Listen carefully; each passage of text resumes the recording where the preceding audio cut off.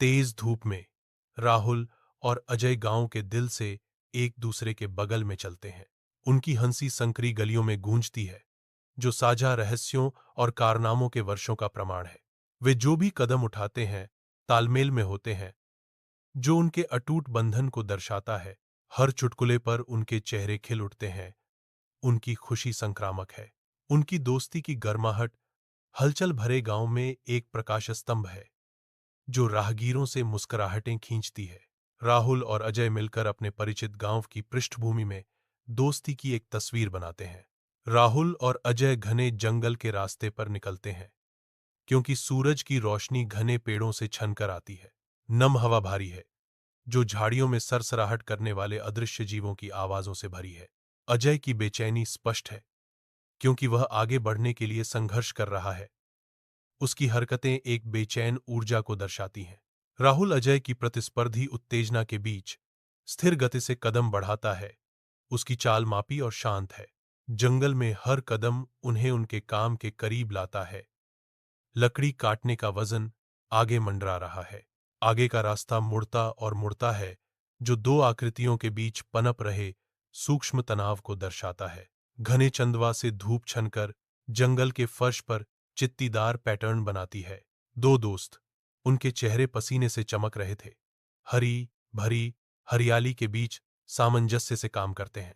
अन्यथा शांत जंगल में कुल्हाड़ियों की लयबद्ध धमक गूंजती है। लकड़ी के टुकड़े उड़ते हैं, क्योंकि एक दोस्त अपनी कुल्हाड़ी एक मोटे लट्ठे पर चलाता है।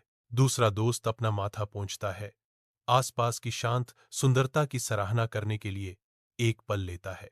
पन्ना पत्तियां हवा में धीरे धीरे झूमती हैं। जंगल के दिल में जीवन का एक संगीत बज रहा है। घने जंगल की हवा अदृश्य जीवन से कंपन करती है। एक विशाल भालू झाड़ियों से निकलता है। उसका विशाल रूप दृष्टि में आता है। अजय जम जाता है। आदिम आतंक उसके दिल को बर्फीली पकड़ में जकड़ लेता है। अजय पर भालू की छाया पड़ती है, जो आसन्न तबाही का प्रतीक है। अपनी भीतर बंद आदिम चीख के साथ चौड़ी आंखें लिए अजय आते हुए विशालकाय प्राणी के खिलाफ पूरी तरह से असहाय है। जंगल में गहराई में एक आदिम भय अजय को जकड़ लेता है। उसकी आंखें दहशत से खुली हैं। अविश्वसनीय गति से अजय एक विशाल पेड़ की खुरदरी छाल पर चढ़ता है, जो केवल सहज ज्ञान से प्रेरित है। नीचे राहुल पूरी तरह से अकेला है। उसके चारों ओर घना जंगल का वनस्पति बंद हो रहा है। जंगल का फर्श नम पत्तियों और उलझी हुई जड़ों का एक कालीन राहुल का एकाकी मंच बन जाता है। अजय का आरोहण एक हताश उड़ान है। प्रत्येक ऊपर की ओर की गति पास में छिपे अदृश्य खतरे से प्रेरित है। अजय का स्वरूप घने जंगल में गायब हो जाता है, जिससे केवल जंगल की आवाजें रह जाती हैं। राहुल का अलगाव पूरा हो गया है। घने जंगल के आवरण के नीचे राहुल नम धरती पर गिर जाता है। उसका रूप अभी भी जीवंत जीवन के बीच है। वह अपनी सांस रोक लेता है, निर्जीव होने का दिखावा करता है। जंगल देखता है, शांत और उम्मीद से। प्रकृति के अपने दावे को वापस लेने की तैयारी के रूप में केवल पत्तों की सरसराहट ही सुनाई देती है। घने जंगल में एक भालू निकलता है। उसका विशाल रूप धब्बेदार धूप के खिलाफ एक सिलहूट है। भालू सावधानी से राहुल के पास जाता है। उसकी इंद्रियां पूरी तरह से सतर्क हैं।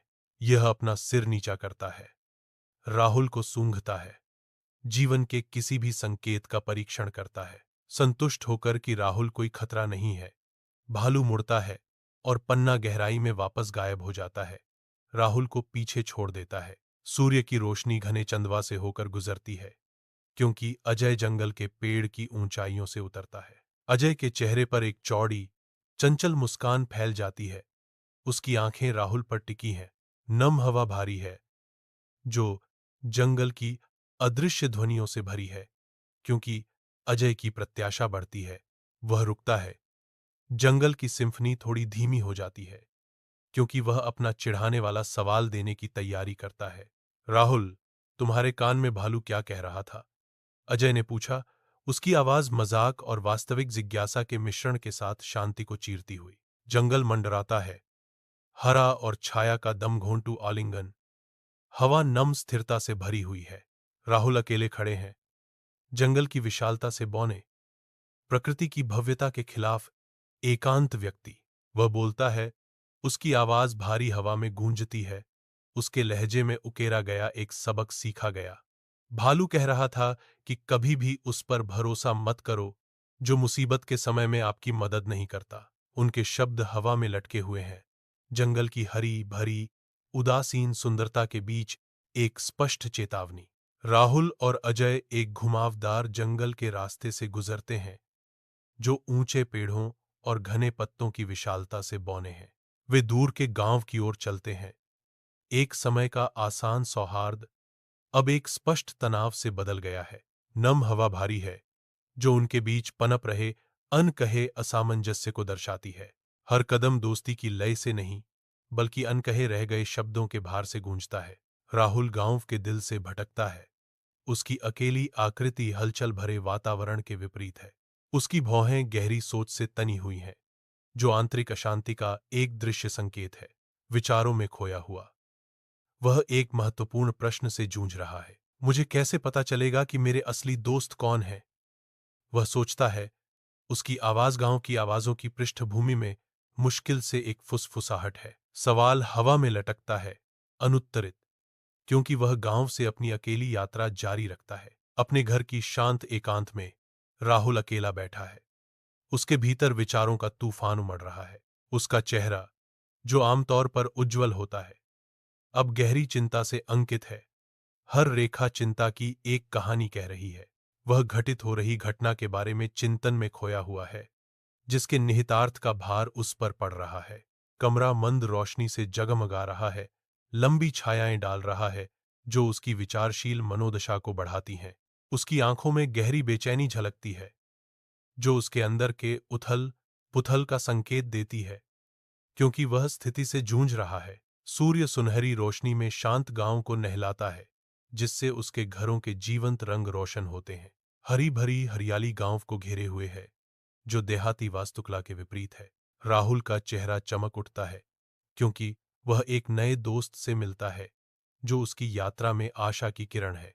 उनके बीच एक बंधन बनता है जो प्रतिकूल परिस्थितियों का सामना करने में सहायता और साथ देने का वादा करता है। मदद का वादा हवा में लटका हुआ है। एक साझा उद्देश्य उन्हें बाधाओं के खिलाफ एकजुट करता है। उज्ज्वल गाहों के सूरज के नीचे राहुल और उसका नया दोस्त एक साथ काम करते हैं। उनकी गतिविधियां एक साझा प्रयास में समन्वयित होती हैं। भारी बाल्टियां उठाते समय उनके माथे पर पसीना चमकता है। उनके चेहरे दृढ़ संकल्प और सौहार्द से अंकित हैं। गांव में हंसी गूंजती है, क्योंकि वे राहत के एक पल को साझा करते हैं। उनका बंधन हर साझा कार्य के साथ गहरा होता जाता है। राहुल मदद का हाथ बढ़ाता है।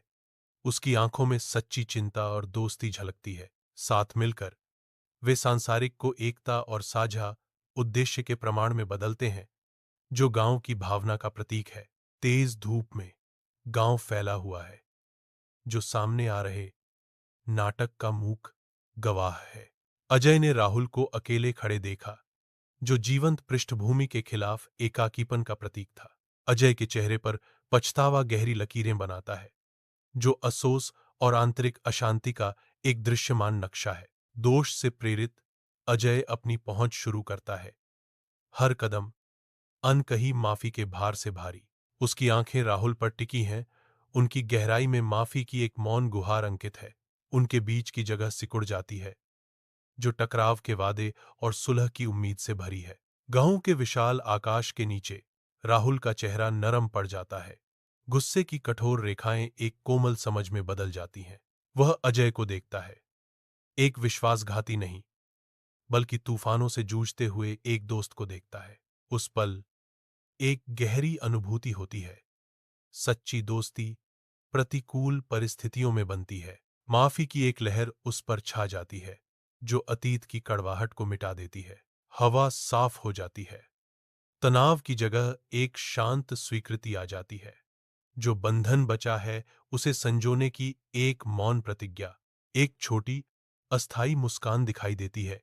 सुलह और नए सिरे से विश्वास का वादा।